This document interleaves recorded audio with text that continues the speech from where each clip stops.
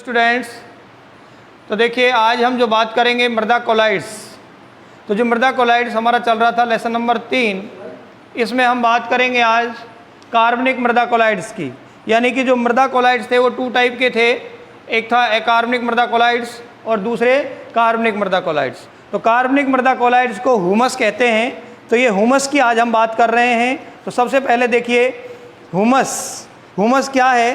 Humus जो है गहरे भूरे रंग या काले रंग का अक्रिस्टलीय पदार्थ होता है ना। तो ह्यूमस क्या होता है? गहरे भूरे रंग का या काले रंग का अक्रिस्टलीय पदार्थ होता है। अब इसके बाद आगे ये जो है जटिल पदार्थों का मिश्रण होता है। इसके कणों पर ऋणावेश पाया जाता है और इसकी धनायन विनिमय क्षमता जो है वो मृत्तिका खनिज से अधिक होती है। जो हमने पीछे पढ़ा था मृत्तिका खनिज, उसकी तुलना में इसकी धनायन विनिमय क्षमता क्या होती है? ज़्यादा होती है, यानी कि CEC अधिक होती है। इसके बाद और थोड़ी सी जानकारी इस ह्यूमस की हम लेते हैं कि ह्यूमस का निर्माण कार्बन, हाइड्रोजन और ऑक्सीजन से होता है। ये ध्यान रखना कि ह्यूमस का निर्माण किससे होता है? कार्बन, हाइड्रोजन और ऑक्सीजन से। इसका कोलाइडल संगठन, कोलाइडल है ये, तो कोलाइडल संगठन सिलिकेट मृत्तिका के कणों के समान ही होता है। जैसे सिलिकेट मृत्तिका हैं उनके कणों के समान ही इसका संगठन होता है।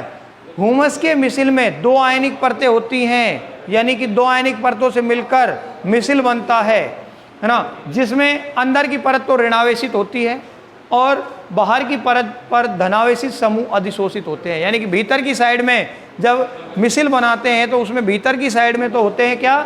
ऋणावेशित, और बाहर उसके ऊपर धनावेश अधिशोषित होते हैं। और धनायनों के रूप में कौन कौन से हो सकते हैं? H+ ion, Ca+2 ion, Mg+2, Na+, K+, NH4। तो ये जो धनायन है ये इस पर हो सकते हैं। इसके बाद ह्यूमस की जो प्रकृति है वो pH मान पर आधारित होती है ना, और मृदा की अत्यधिक अम्लता की अवस्था में ह्यूमस पर H+ आयन दृढ़ता पूर्वक व्यवस्थित रहते हैं। यानी कि अगर मृदा अम्लीय है तो उसमें H+ आयन दृढ़ता पूर्वक बंधे रहते हैं, और क्षारीय अवस्था में कार्बोक्सिलिक समूह में उपस्थित H+ आयन का आयनीकरण हो जाता है। अगर क्षारीय अवस्था है तो वो H+ आयन का आयनीकरण होकर के वो अलग हट जाता है। इसके बाद हम बात करेंगे कार्बनिक कोलाइड्स का मृदा में क्या महत्व है। तो मृदा में महत्व में सबसे पहले आता है मृदा संरचना। तो जो कार्बनिक कोलाइड्स हैं वो मृदा संरचना में सुधार करते हैं। कैसे? ह्यूमस मृदा के कणों को आपस में बांध कर रखता है। यानी कि मृदा में जब कार्बनिक कोलाइड डाल दिए जाते हैं तो ये क्या करते हैं? उन कणों को आपस में बांध लेते हैं, तो इनको बांध कर रखते हैं, जिससे मृदा की संरचना में सुधार होता है। इसके बाद धनायन विनिमय क्षमता CEC, cation exchange capacity, cation exchange capacity. तो ह्यूमस की जो धनायन विनिमय क्षमता है 150 से 300 सेंटीमोल प्रति केजी, सेंटीमोल प्रति केजी होती है। यह धनायनों का भंडार है और उसका निच्छालन रोकता है। इसके बाद तीसरा है मृदा ताप। ह्यूमस के काले रंग के कारण यह सूर्य की विकिरणों को अवशोषित करके मृदा के तापमान को बढ़ाता है। यानी कि जो काला रंग होता है वो मृदा की जो किरणें उनको, सूर्य की किरणें जो हैं उनको ज़्यादा अवशोषित करता है। तो जो ह्यूमस है इसका रंग होता है काला। तो काला होने के कारण सूर्य की किरणों को ये क्या है? अधिक अवशोषित करता है, जिससे मृदा के तापमान में वृद्धि हो जाती है। इसके बाद आता है जल धारण क्षमता। ह्यूमस की मृदा जल धारण क्षमता, ह्यूमस जो है वो मृदा की जल धारण क्षमता को बढ़ाकर पौधों को जल उपलब्ध कराता है। यानी कि जब ह्यूमस मृदा में है तो ह्यूमस जो है वो ह्यूमस क्या करता है? कार्बनिक कोलाइडल होते हैं ये क्या करते हैं कि मृदा में जल को अधिक अवशोषित करते हैं, और जल जब अधिक अवशोषित होगा तो वो पौधों को उपलब्ध हो जाता है। इसके बाद सुघटिता एवं संसर्जन। तो ह्यूमस की उपस्थिति में इन गुणों में कमी आती है, और सुघटिता और संसर्जन क्या होते हैं ये हम पीछे पढ़ चुके हैं। इसके बाद है उभय प्रतिरोधन क्षमता। इसके बाद क्या है? उभय प्रतिरोधन क्षमता। ह्यूमस के कारण मृदा प्रतिरोधक क्षमता में बढ़ोतरी हो जाती है ना। तो प्रतिरोधक क्षमता में बढ़ोतरी हो जाती है, जिससे मृदा में अम्लीय या क्षारीय पदार्थ डालने पर pH मान में कोई परिवर्तन नहीं होता है। उभय प्रतिरोधन क्षमता का मतलब है कि इसकी जो अम्लीय और क्षारीय पदार्थ जो होते हैं, इनमें अम्लीय और क्षारीय पदार्थ डालने पर pH में कोई परिवर्तन नहीं होता है। उसकी pH जो है वो कांस्टेंट रहती है, नियत रहती है। इसके बाद है पोषक तत्वों की उपलब्धता। ह्यूमस पोषक तत्वों का भंडार गृह होता है, इसके कारण पौधों को आवश्यक पोषक तत्व भी उपलब्ध हो जाते हैं। फिर एक नोट है कि जो कोलाइड के कण हैं ये सूक्ष्म होने के कारण केवल इलेक्ट्रॉन सूक्ष्मदर्शी से ही दिखाई देते हैं, यानी कि कोलाइडल के जो कण हैं वो बहुत छोटे होते हैं और इनको सूक्ष्मदर्शी से ही देखा जा सकता है। इसके बाद दोनों में अंतर देखते हैं, अकार्बनिक मृदा कोलाइड और कार्बनिक मृदा कोलाइड में जो हमने पीछे पढ़े हैं उन्हीं के बेस पर ये अंतर हैं। एग्जाम में जब अंतर पूछे जाते हैं तो कम से कम 4 या 5 अंतर तो लिखने होते हैं। अगर कोई क्वेश्चन ज़्यादा नंबर का आ जाता है, मान लीजिए 3-4 नंबर का आ गया, तो फिर जितने भी अंतर हैं 8 अंतर या 7 अंतर जो भी होते हैं वो सारे अंतर हमको लिखने होते हैं ना। लेकिन इस तरीके का जो क्वेश्चन है कार्बनिक मृदा कोलाइड्स और कार्बनिक कोलाइड्स का, इसमें मैक्सिमम 6 अंतर हैं, तो ये 2 नंबर का पूछा जा सकता है ना। 2 नंबर में तुम 4 अंतर तो लिखोगे। तो देखो सबसे पहला अंतर है इसमें सिलिकेट मृत्तिका एवं आयरन व एल्यूमिनियम हाइड्रोक्साइड होते हैं। क्या क्या पाया जाता है? सिलिकेट मृत्तिका, आयरन व एल्यूमिनियम हाइड्रोक्साइड ये पाया जाता है। जबकि कार्बनिक कोलाइड में केवल ह्यूमस पाया जाता है, ये ह्यूमस होता है। इसकी संरचना में, कार्बनिक की संरचना में सिलिकॉन, एल्यूमिनियम और ऑक्सीजन तत्वों से बनती है। इसकी जो संरचना सिलिकॉन, एल्यूमिनियम और ऑक्सीजन तत्वों से बनती है। जबकि कार्बनिक कोलाइड्स का जो निर्माण है वो कार्बन, हाइड्रोजन, ऑक्सीजन से होता है। ये खनिज पदार्थ होते हैं, जबकि कार्बनिक कोलाइड में कार्बनिक पदार्थ होते हैं, है ना। इनकी जो CEC और जल धारण क्षमता है वो कम होती है, जबकि कार्बनिक की CEC एवं जल धारण क्षमता क्या है? अधिक होती है। इसके बाद इनमें ऋणायन स्रोत जो है वो OH होता है, हाइड्रोक्साइड होता है, और इनमें ऋणायन स्रोत अम्ल यानी COOH, OH वे फिनोलिक समूह होते हैं ऋणायन के स्रोत। इसके बाद इनकी CEC कैटायन एक्सचेंज कैपेसिटी, धनायन विनिमय क्षमता 3 सेंटीमोल प्रति केजी से 100 सेंटीमोल प्रति केजी होती है। ये सेंटीमीटर नहीं है, सेंटीमोल है, ध्यान रखना। इसमें 150 से 300 सेंटीमोल प्रति केजी होती है।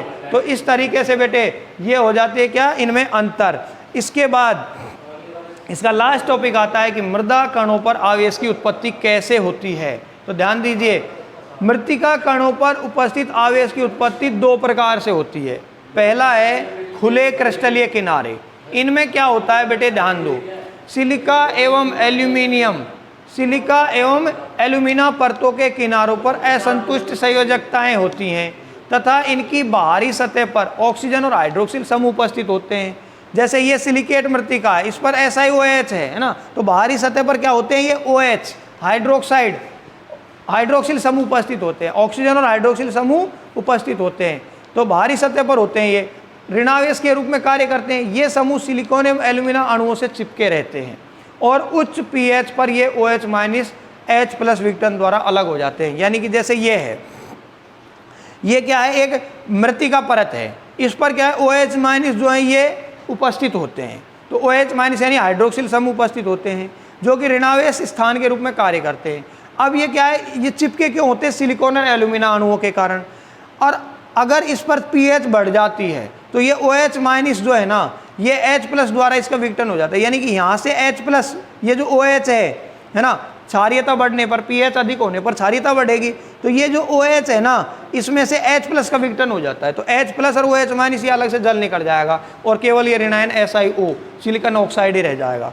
Alumina hydroxide, aluminium hydroxide AlOH है ना, इसमें भी H+ है, OH है ना, तो इसमें से भी H+ टूट जाएगा तो AlO- बन जाता है। तो इस तरीके से बेटे ये हो जाता है खुले क्रिस्टलीय किनारे, यानी कि जो ऋणावेश की उत्पत्ति है वो एक तो खुले क्रिस्टलीय किनारे से उत्पन्न होती है। इसके बाद दूसरा है समाकृतिक प्रतिस्थापन। क्या? समाकृतिक प्रतिस्थापन। इसमें क्या होता है? मृदा कोलाइड में धनात्मक संयोजकता वाले एक आयन द्वारा दूसरे आयन को प्रतिस्थापित करना ही प्रतिस्थापन कहलाता है। मतलब धनात्मक संयोजकता वाला कोई एक आयन है, उसको दूसरे आयन द्वारा प्रतिस्थापन करना है, उसका स्थान हटाना है, तो वो कहलाएगा क्या बेटे? हमारा प्रतिस्थापन कहलाता है। तो ध्यान दीजिए, ये है सिलिकॉन +4 है, ये 4+ है, ये का प्रतिस्थापन किसके द्वारा? एल्यूमिनियम 3+ है, इसके ऊपर से होता है। तो ध्यान दो, ये ऑक्सीजन और ऑक्सीजन की परतें हैं सिलिकॉन पर, तो सिलिकॉन के भी 4+ है, ऑक्सीजन के भी 4 हैं, वो 2 इस पर और 2 इस पर। तो ये सिलिका परत है जो कि कैसी आवेश रहित, इस पर कोई आवेश नहीं है।